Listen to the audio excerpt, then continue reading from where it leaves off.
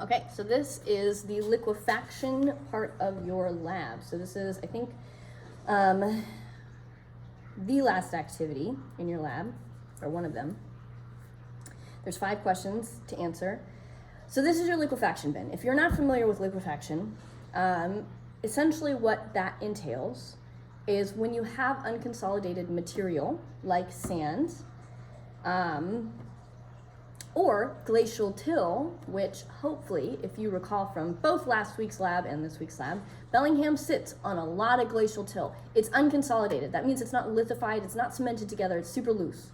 And if you have that material, what happens, especially if you have or live in an area that has a lot of rain, like Bellingham, that water will make its way into the ground and create this water table under the ground, groundwater, right?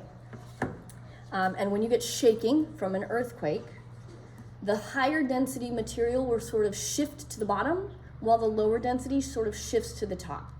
So that's what this activity entails. The first question asks what you think is going to happen to the ping pong ball. It's buried in here, okay? It's in this little mound. And the weight, here's your weight. What do you think is going to happen when shaking occurs to this bin? So go ahead and write that down. We're going to gently tap the sides of this bin for 5 seconds. Ready?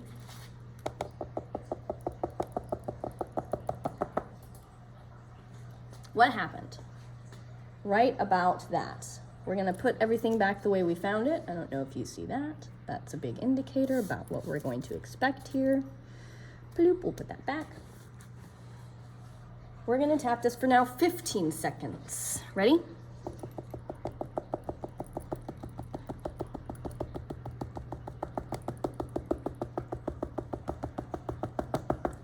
Okay. What happened? How is this different than what happened with the 5 seconds? I'm just going to give you a hint. A lot happened. A lot more happened. And it's really hard to tell just from looking at the top, but I'll take the weight out and you can see exactly how far down. Oh, it kind of filled in. It sunk, right? It sunk pretty hard. And then our ping pong ball's still here. It's kind of popping out. I'm just going to leave it like that. I'm too lazy to put it back in. And then finally, oopsie. What's the last question? Now tap the sides of your bin harder. Have a teammate time how long it takes. Okay, we're gonna tap it hard. It says keep an eye on it, but I just wanna get to the point of what we're going to. So, we're gonna tap it hard. This is the 0.9, or sorry, the 9 earthquake that we're expected to have.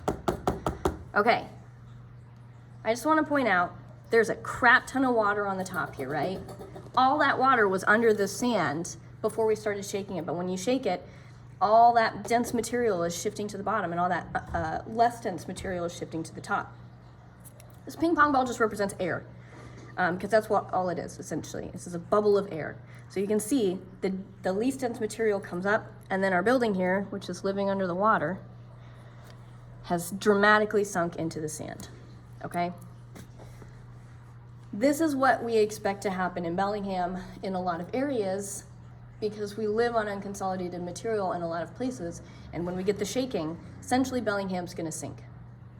That is the point to take from this. So go ahead and write down your activity 5, or your last activity. I don't even know what number it is, sorry. But that's your liquefaction activity. Thanks for joining.